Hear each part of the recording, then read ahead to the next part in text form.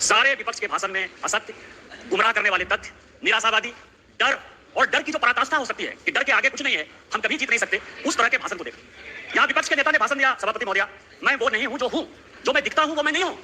पिछली बार मैंने कहा था कि यहाँ प्रेत आकर भाषण देकर चला गया। इस बार जो मुझे लगा उनके भाषण से, एक फिल्म हमने देखी थी मिस्टर इंडिया।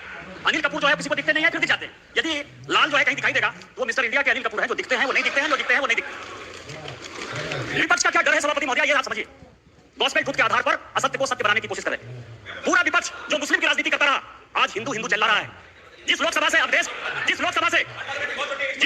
अब देशवासी एमपी है, उसका नाम फैजाबाद है। किसी ने फैजाबाद नहीं कहा, सबने अयोध्या कहा। यही भारतीय जनता पार्टी की जीत है, यही मोदी की जीत है। और मैं प्रधानमंत्री जी को बधाई देना चाहता हूं, धन्यवाद देना चाहता हूं। रामायण की सफाई है कि राम रमापति का धन लेहु, खैचत चाप मिटाई संदेहु। उन्होंने पूरे देश को यह मैसेज दे दिया, ये देश हिंदू है, हिंदू राष्ट्र है और मुसलमान के नाम पर कोई राजनीति नहीं हो सकती है। फैजाबाद का नाम अपोजिशन के किसी आदमी ने दिया। क्या सत्य है? इन्होंने कहा हमारे ऊपर ईडी आ गई, हमारे ऊपर सीबीआई आ गई, हम किसी से नहीं करते। आप वहां चले गए, बांसवाड़ा चले गए, आपने क्या भाषण दे दिया, क्या जीत गए? मैं एक ऐसा शख्स हूं, अखिलेश जी सुनिए आराम से, मेरे ऊपर कांग्रेस और जेएमएम ने 44 केस किए। मेरे 80 साल 85 साल के माँ पिताजी के ऊपर केस हुए। गैलरी में मेरी वाइफ बैठी हुई है, मेरे बच्चे बैठे हुए हैं, उनके ऊपर केस हुआ, भाई के ऊपर केस हुआ। और सरकार ने आरटीआई मैंने मंगाया है, 10 करोड़ रुपया हाई कोर्ट और सुप्रीम कोर्ट में मेरे से केस लड़ने के लिए किया। मैं जब चुनाव लड़ने के लिए गया, राहुल गांधी जी की यात्रा हुई, मल्लिकार्जुन खड़गे का 2 कार्यक्रम हुआ, प्रियंका गांधी जी गई, उन्होंने कहा कि मैं चैंबर में बैठा रहता हूं और मैंने कहा कि मैं मोदी का सिपाही हूं, मैं भारतीय जनता पार्टी का सिपाही हूं और मैंने वचन लिया, प्रण लिया कि मैं जनता के पास वोट मांगने नहीं जाऊंगा। 2 मार्च को पार्टी ने मेरा टिकट अनाउंस किया। 2 मार्च को, मेरा चुनाव 1 जून को हुआ। 90 दिन के पूरे कैंपेन में मैंने जनता से वोट नहीं मांगा और मैं यहां पार्लियामेंट में जीत कराया, आपको हरा कराया हूं। जिस क्षेत्र से हेमंत सोरेन विधायक हैं, उस जिले का मैं सांसद हूं और आदिवासी बाहुल इलाके से मैं 10,000 वोट से जीत कराया। मेरा समय है, आप सुनिए, मेरा समय है, 5 मिनट में खत्म नहीं होगा ये बातें। किस तरह का सत्य और सत्य की बात कर रहे हो आप कर रहे हो, मुस्लिम की बात कर रहे हो, मंगलसूत्र की बात कर रहे हो कि प्रधानमंत्री जी ने घुसपैठिया कर दिया। हाँ, प्रधानमंत्री जी ने घुसपैठिया कर दिया। 2009 में सभापति महोदय आप मंत्री थी। 2009 से इस संसद में, इस सदन में मैं 200 बार बोल चुका हूं कि मैं जिस इलाके से आता हूं बांग्लादेश, वहां बांग्लादेशी घुसपैठिया बढ़ा हुआ है संथाल परिणाम में, चाहे वो जामताड़ा हो, पाकुड़ हो, साहबगंज हो, मुर्शिदाबाद हो, मालदा हो, किशनगंज हो, अररिया हो। और हालत यह है, हमारी स्थिति यह है कि यहाँ विजय बैठे हुए, मैं उनसे पूछा था, गोपीचक एक गांव है, गाय काट दिया और गाय काटने का जब मुसलमानों ने प्रतिरोध किया, अभी 15 दिन पहले पूरे बांग्लादेश वहां से आके बांग्लादेशी घुसपैठिए जो अपने आप को पश्चिम बंगाल का नागरिक कहते हैं, उन्होंने हमारी बहू बेटी का इज्जत लूटा, उनके घर पर जलाया, उनके घर पर जलाया। आप कह रहे हो कि वो बांग्लादेशी घुसपैठिए नहीं है, उनकी जनसंख्या नहीं है। पूरे देश भर में, मैं गोपीचक की बात कर रहा हूं। सभापति महोदय, पूरे देश में परिसीमन हो गया, पूरे देश में परिसीमन हो गया। आप आदिवासी की बात करते हो, आप पिछड़े की बात करते हो, हमारे यहाँ परिसीमन नहीं हुआ। आदिवासी की संख्या जो 36% थी वो 26% हो गई। ये पूरे देश को जानने की आवश्यकता है। 1 लोकसभा का सीट आदिवासी का और 3 विधानसभा का सीट घट रहा है। परिसीमन नहीं हो गया, घुसपैठिए बढ़ रहे हैं, आदिवासी लड़कियों के साथ शादी हो रही है, धर्मांतरण हो रहा है। इसके बाद भी आपको लगता है कि प्रधानमंत्री की बातें करेंगे? किस तरह की राजनीति कर रहे हो आप?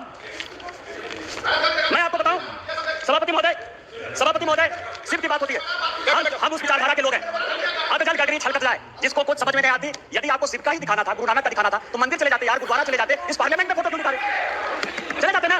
और जिस अभय मुद्रा की बात कर रहे हैं, मैं ब्राह्मण और मुझे गर्व है कि ब्राह्मण हूं। जिस अभय मुद्रा की बात करते हो, भगवान शंकर को 4 हाथ है, 4 हाथ है, एक हाथ नहीं होता है। और हस्त मुद्रा में ऐसे भी हाथ है, ऐसे भी हाथ है, ऐसे भी हाथ है, 28 मुद्राएं हैं। और 28 मुद्रा क्या है जो माननीय मोदी जी कह रहे हैं, ये सबको जानने की आवश्यकता है। एक मुद्रा वो है जिसके हाथ में डमरू बजा हुआ है। डमरू मतलब स्टार्ट करिए, प्रकृति को स्टार्ट करिए, जीवन को स्टार्ट करिए, गरीबों के लिए काम करना स्टार्ट कीजिए। दूसरे हाथ में क्या है? डिस्ट्रॉय करना, अग्नि है भगवान शिव के हाथ में। वो ये कहता है कि चाहे हेमंत सोरेन हो, चाहे केजरीवाल हो, जो भ्रष्टाचारी है, जिसने जनता का पैसा लूटा है, उसको जेल भेजिए। तीसरा हाथ है जो ये कहता है कि जनता को खाना खिलाइए। और चौथा हाथ है कि कभी भी विकसित भारत के लिए, भविष्य के लिए, इंसॉल्वेशन के लिए, ये भगवान शिव है। आपको यदि धर्म नहीं पता यार, कहां से धर्म के बारे में पता करोगे? त्रिशूल जो है भूत, भविष्य और वर्तमान की व्याख्या करता है, इसीलिए वो त्रिशूल है। और हमारे प्रधानमंत्री भूत, भविष्य और वर्तमान को देखकर विकसित भारत के संकल्प के साथ आगे बढ़ रहे हैं, इसलिए ये बात आपको समझ में नहीं आएगी।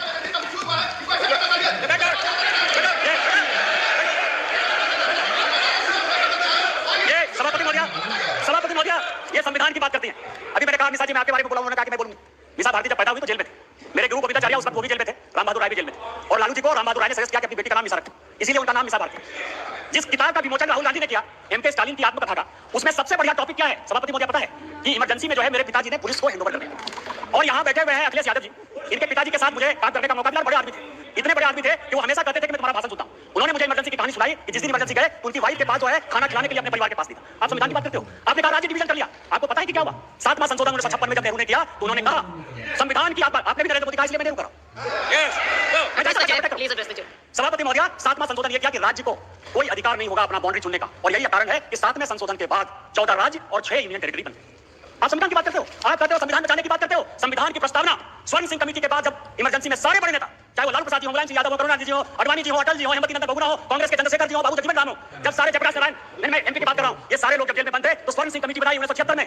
42वां संशोधन हुआ। उस 42वें संशोधन ने हमारे धर्मपरायण देश को, हम धार्मिक हैं, हम हिंदू हैं, बिट्टू यहां बैठा हुआ सिख है, बुद्धिस्ट है, रिजू जी, उन्होंने कहा कि हम बुद्धिस्ट हैं, क्या वैसे बैठे हुए इस्लाम उनके लिए धर्म का विषय है। आपने हमारे देश को धर्मनिरपेक्ष कर दिया, रातों रात बदल दिया। आपने उसमें इंटीग्रिटी शब्द जोड़ दिया। पूरा देश जो है ईमानदार है, इसी कारण ईमानदारी से चलता है। आपने ईमानदार जोड़ दिया और आपने उसमें सोशलिस्ट जोड़ दिया। कैसे सोशलिस्ट हो सकते हैं हम यार?